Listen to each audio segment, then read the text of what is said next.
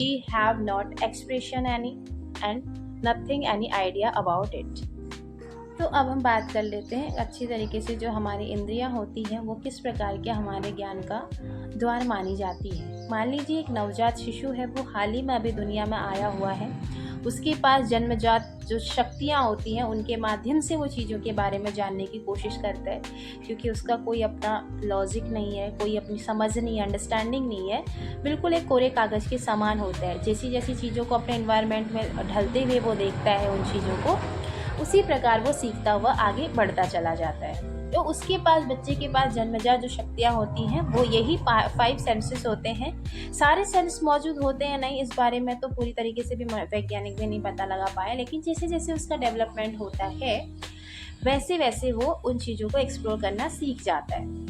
हम बात कर लेते हैं दृष्टि संवेदना, जिसको हम कहते हैं लाइट विजन, जो देखने की शक्ति है दुनिया को। जब भी हम किसी चीज़ को पहली बार देखते हैं, आज से पहले अगर हमने नहीं देखी तो वो हमें वंडर फील कराती है, आश्चर्य होता है कि ये क्या चीज़ है। उसको देखने के बाद हम काफ़ी एक्साइटेड होते हैं कि क्या चीज़ है, उसके बारे में जानने की कोशिश करते हैं, क्यूरियोसिटी हमारे अंदर आती है। लाइट विजन है, आपने किसी चीज़ को देख लिया, आपने उसके बारे में पहचानने की कोशिश की, फिर आपके माइंड में वो कॉन्सेप्ट बैठ गया कि ये चीज़ ऐसी है और इस तरीके की दिखाई देती है, ये मैंने वहाँ पहले भी देखी है। उसी प्रकार दृष्टि संवेदना, जैसे आप लोगों को मैं कॉमनली लाइफ में इमोशंस के साथ जोड़ूं, आप किसी इंसान को देखते हो, उस इंसान को देखने के बाद आपके अंदर जैसे हम मान लेते हैं कि जैसे मैंने फीलिंग पे बात करी थी, और किसी इंसान के प्रति आपके मन में फीलिंग है और उस इंसान का चेहरा आपको सामने दिखाई देता है, और फीलिंग होने के लिए एटलीस्ट मुझे ऐसा लगता है फर्स्ट स्टेप तो यही है कि आप किसी का चेहरा देखो। आप उसका चेहरा ऐसे देखते हो कि आपकी आंखों में उसकी एक छवि की तरह बन जाती है, जो हमेशा के लिए हो जाती है। तो ये लाइट विजन है कि आपने पहली बार किसी चीज़ को देखा तो आपको वो आश्चर्य फील कराती है, देन उसके बाद आप धीरे धीरे उसके साथ कॉम्बिनेशन बिठाने का प्रयास करते हो और वो आपको लाइफ लॉन्ग याद रहती है। उसके बाद आपको एक्सपीरियंस होता भी है, उस चीज़ को दोहरा भी आप पाते हो। ये थी आपकी लाइट विजन। लाइट विजन के बाद अब हम बात कर लेते हैं हमारी स्मेल विजन की, यानी सूंघने की शक्ति। इसको हिंदी में हम कहते हैं घ्राण शक्ति या घ्राण संवेदना। घ्राण संवेदना, सूंघने की शक्ति, आप समझ पा रहे होंगे।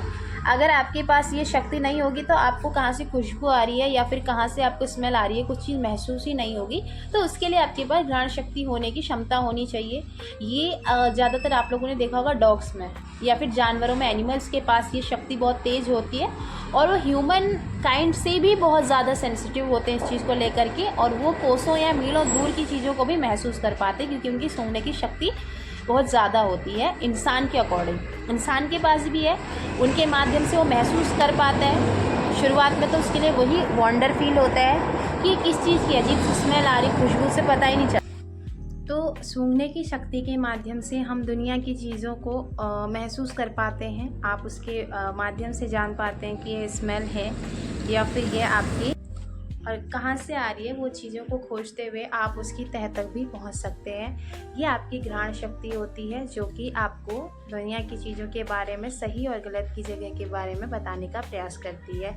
इसके बाद हम बात करते हैं आपके हियरिंग विज़न का। हियरिंग विज़न मतलब सुनने की क्षमता, जो आपकी कान से रिलेटेड श्रवण संवेदना। श्रवण संवेदना यानी सुनने की क्षमता।